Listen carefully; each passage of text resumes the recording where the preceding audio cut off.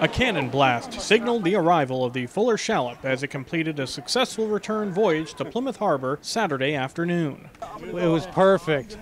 It was, today we made our way over from Duxbury, about 10 miles. We had, unfortunately, wind against us, so a lot of tacking, a lot of rowing. We couldn't have more of a beautiful day than today, and I couldn't be more pleased with the restoration of the Shallop. And so now she's back home where she belongs and will be docked and working out of our home port with Mayflower. The 9-day journey followed extensive repairs. The Shallop came back after a 3-year restoration up in Amesbury, Massachusetts at the Lowell's Boat Shop. So it's been, just like with Mayflower, a long time coming. We've been without this ship for a while now.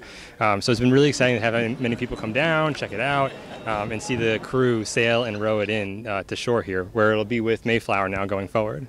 Among those on the boat was Malka Benjamin, who played Mayflower passenger Susanna White.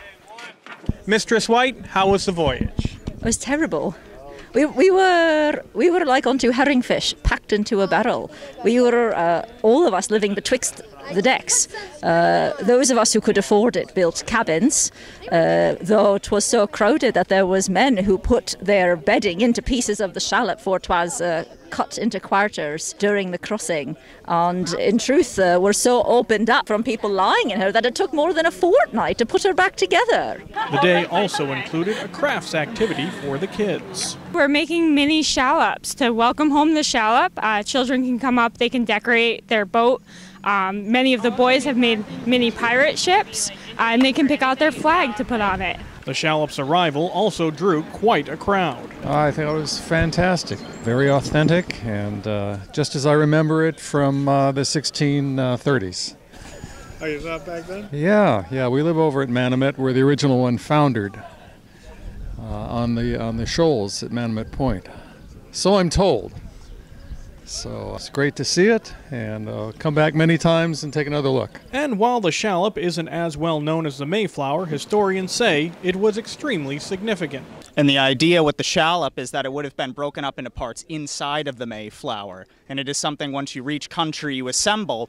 And historically, Mayflower would have been about 3/4 of an English mile out in the water. So without the vessel that we're all standing on here, the Pilgrims would have never been able to come to the land. It's also a vessel they used for trade up in the Maine, as they would have called it.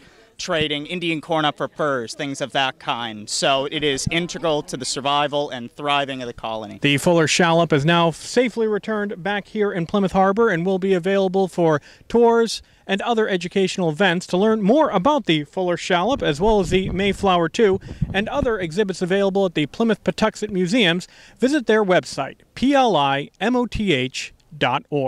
Reporting from Plymouth Harbor, Dan McCready, WATD News.